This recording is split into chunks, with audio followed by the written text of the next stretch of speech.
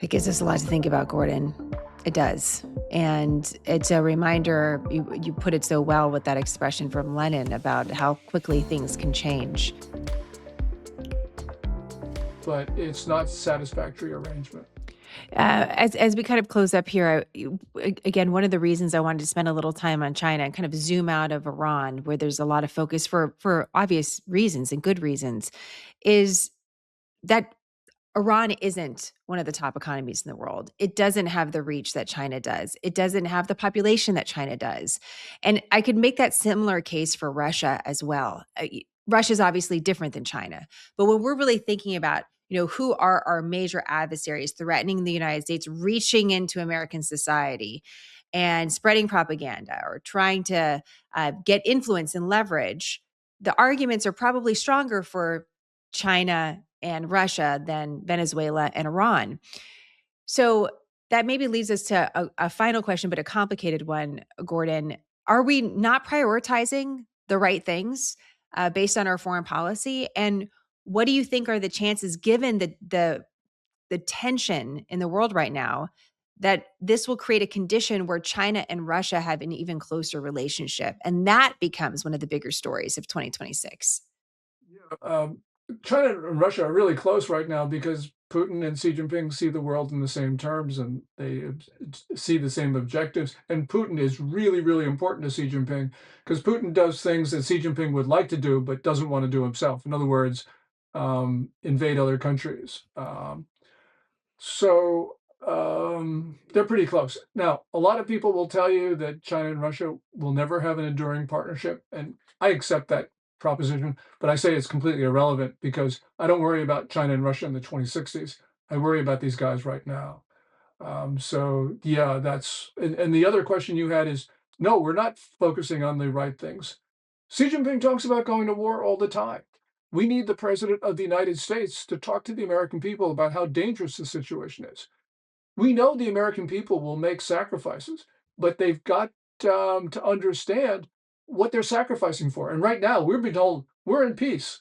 So why should I, if you're an American citizen, you should be asking, well, why do I care? Why I should care because my gas price is up 13 cents or whatever because it's peacetime. It shouldn't happen. But if you believe that this is a war, if you believe that the Chinese are assaulting our country and that this is an existential fight, then yeah, I'm willing to pay 13 cents more for a gallon of gasoline. So it's important for President Trump to do what really he doesn't want to do, what Biden didn't want to do, what Obama didn't want to do, and what George W. Bush didn't want to do, and that is to have a realistic conversation with the American people about how dangerous this world is. The one thing about Trump, which is really great, is that his predecessors kicked a lot of cans down the road, including Iran. And Trump is saying, no, I'm not kicking the can down the road. I'm protecting the American people. That's a really important thing to do. And however things turn out, the American people owe him a big debt of gratitude for trying to protect him. But the president also needs to start to talk to the American people about how dangerous this world is. How would Let you me do that, China?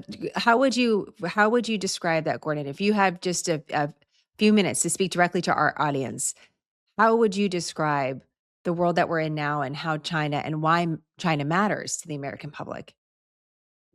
The world is at one of the most dangerous periods in history. Um, Lenin said there are decades when nothing happens, and there are weeks when decades happen. And during these weeks, decades are happening. And it's very difficult for us to understand where we are. But we do know that there are large, hostile, evil states that are out there that want to destroy the United States, that are working actively to do it. And we need to understand that this is not peacetime, that we are in a war as the Chinese define it. They have the doctrine of unrestricted warfare, which is to use any tactics to take down the US. To put this in context, two Chinese Air Force colonels in 1999 wrote a slim book titled Unrestricted Warfare, where they advocated the use of any tactics, including terrorism, to hit the US. They specifically mentioned bin Laden hitting the US. This is 2 years before 9/11. This was at a time when China supported bin Laden. That shows you the ruthlessness and the determination of the Chinese regime. We need to understand that. We need to stop talking about China as a competitor. We even need to stop talking about China as an adversary, and we need to call the Chinese what they call us, which is an enemy. That's a hard message for the American people to take for a lot of reasons, but it's one that we have got to understand.